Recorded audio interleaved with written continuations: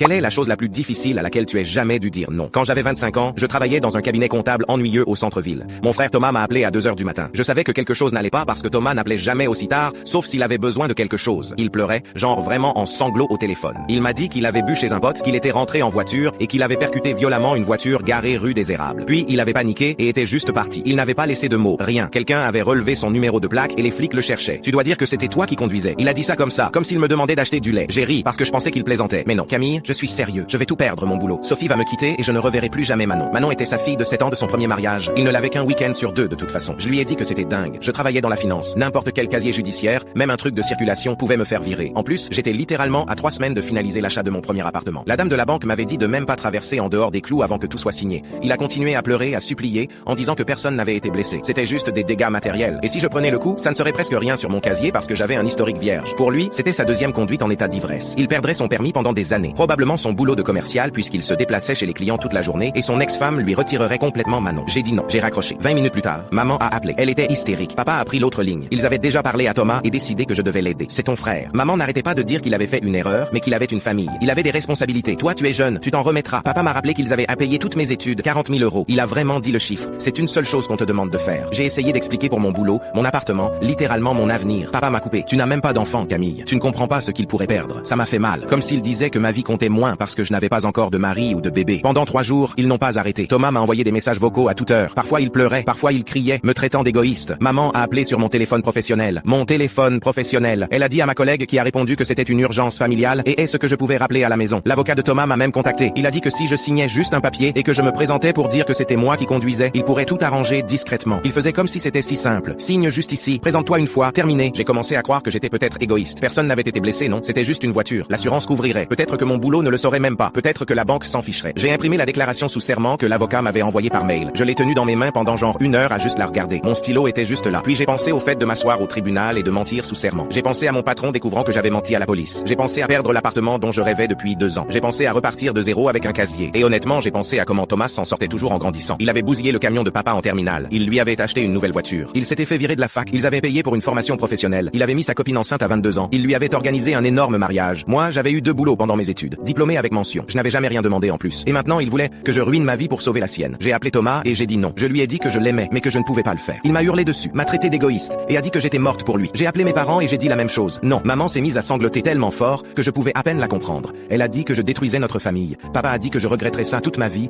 et que clairement je n'avais jamais tenu à personne d'autre qu'à moi-même. Thomas a fini par plaider coupable. Il a perdu son permis pendant 3 ans. Sa femme l'a quitté 2 mois plus tard. Il a perdu la plupart de ses droits de visite avec Manon parce qu'il ne pouvait pas se rendre de façon fiable au rendez-vous sans